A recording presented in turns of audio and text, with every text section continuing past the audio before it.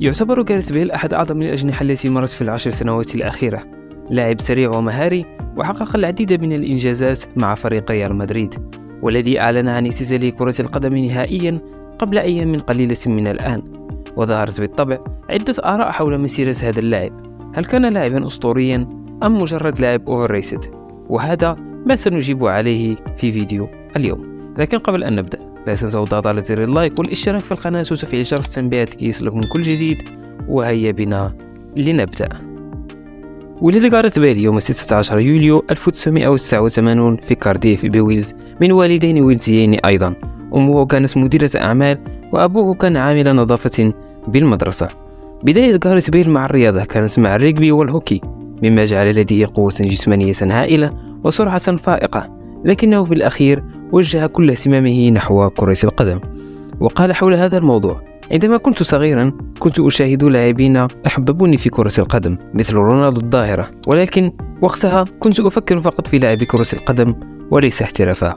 وهو في سن التاسعة أثناء لعبه كرة القدم في مدرسة إيغلويس نيويد الابتدائية التقطه أحد كشافة نادي ساوثهامبتون الإنجليزي وضمه للأكاديمية.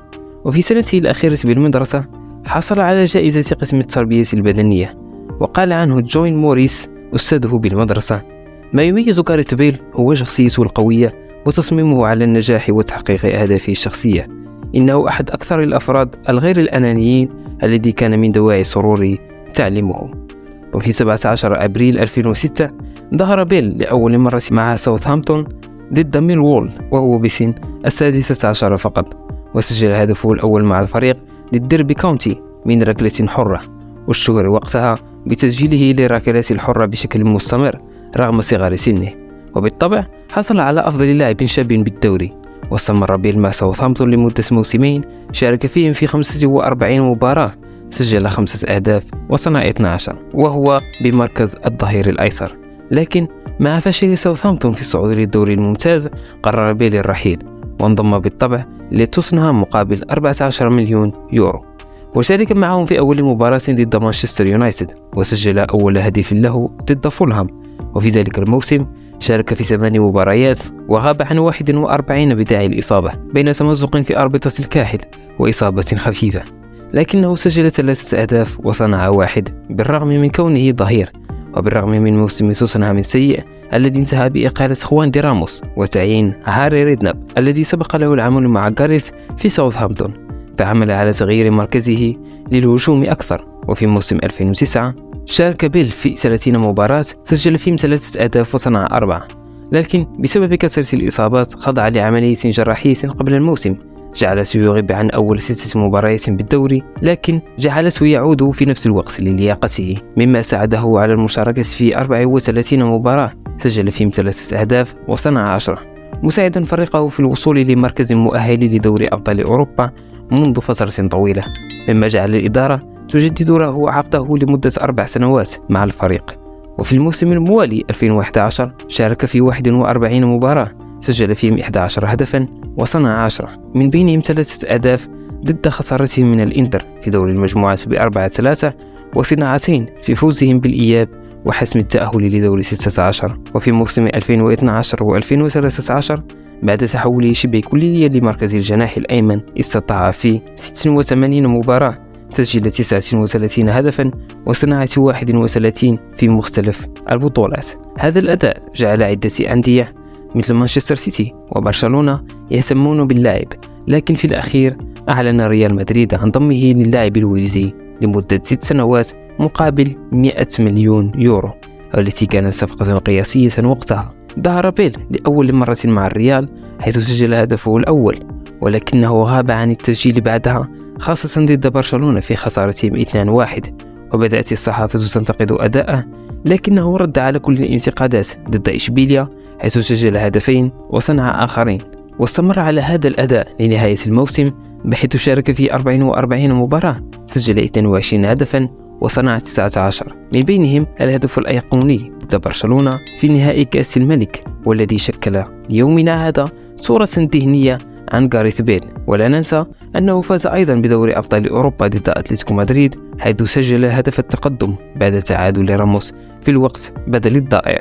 وفي الموسم الموالي 2015 كان أداء الفريق عاديا بقيادة كارلو أنشيلوتي، حيث لم يحقق الريال أي لقب من ذلك الموسم، مما أثر جزئيا على غاريث بيل حيث سجل 17 هدفا وصنع 12 في جميع المسابقات.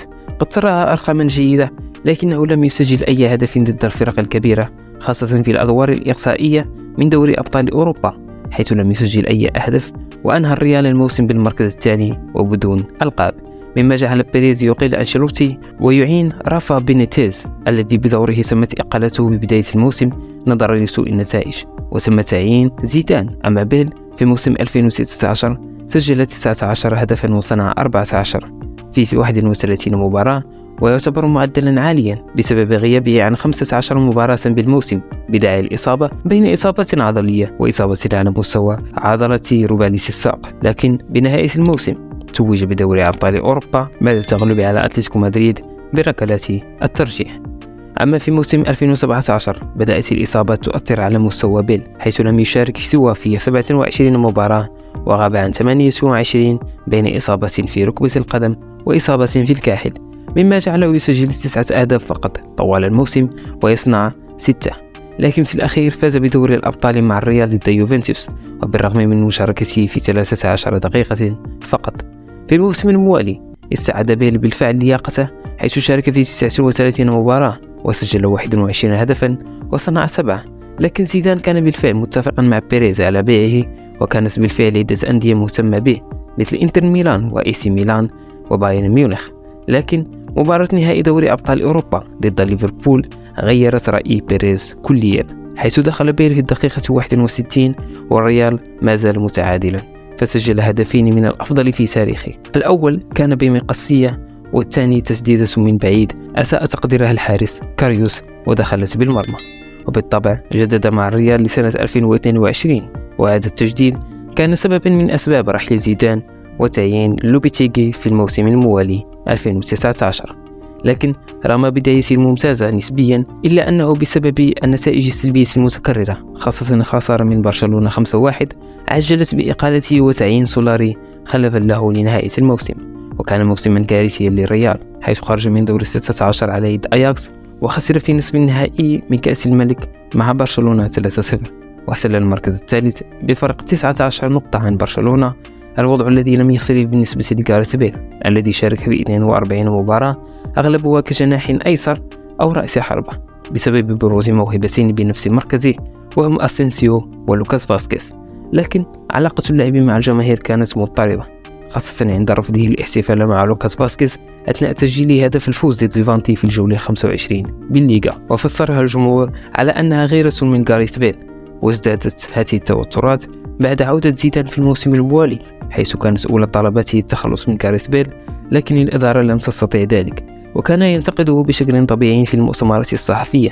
إلا أن غاريث بيل لم يعر لزيدان ولا للجماهير أي اهتمام، لدرجة أنه كان يلعب الجولف أثناء عدم استدعائه للمباريات. وتوترت العلاقات أكثر بعد فوز ويلز على هنغاريا وتأهل منتخب ويلز لليورو للمرة الثالثة في تاريخه، وحمل غاريث بيل علم ويلز مكتوب عليه ويلز الجولف ريال مدريد بهذا الترتيب، مما جعل الإدارة تقرر إعارته لتوتنهام في موسم 2021 بعد موسم سيء له سجل فيه 3 أهداف فقط وصنع 3. ومع توتنهام بالرغم من تسجيله 16 هدفا وصناعته ل3، إلا أن أداءه كان سيئا للغاية، وأداء توتنهام عموما تحت قيادة مورينيو.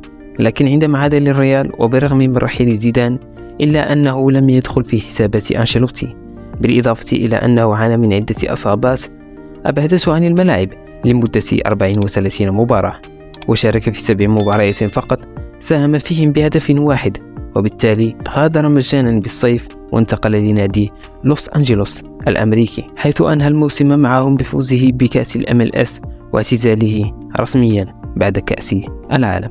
أما على المستوى الدولي فشارك في 111 مباراة وسجل 40 هدفا وصنع 22، وكان أول ظهور له مع المنتخب بالتاريخ 21 مايو 2006 في مباراة ودية أمام منتخب ترينيداد وتوباغو. ولكن بالرغم من أنه لم يحقق أي لقب مع المنتخب، إلا أنه ساهم في وصول ويلز لنهائيات يورو 2016 بعد مرور 40 سنة عن آخر تأهل في 1976، وساهم بشكل أساسي في تأهل ويلز لكأس عالم 2022 بعد غياب 64 سنة عن هذه البطولة في سنة 1954. والآن بعد أن تعرفتم على مسيرة غاريث بيل كاملة، أخبروني في التعليقات، هل غاريث بيل كان أسطورة أم مجرد لاعب عادي، أم أن الإصابات هي التي تسببت في تعطيل تطوره ومنعته من أن يصبح واحدا من أساطير كرة القدم؟ ولا تنسوا أيضا الضغط على زر اللايك والاشتراك في القناة وتفعيل جرس التنبيهات لكي يصلكم كل جديد، وإلى اللقاء إلى فيديو قادم.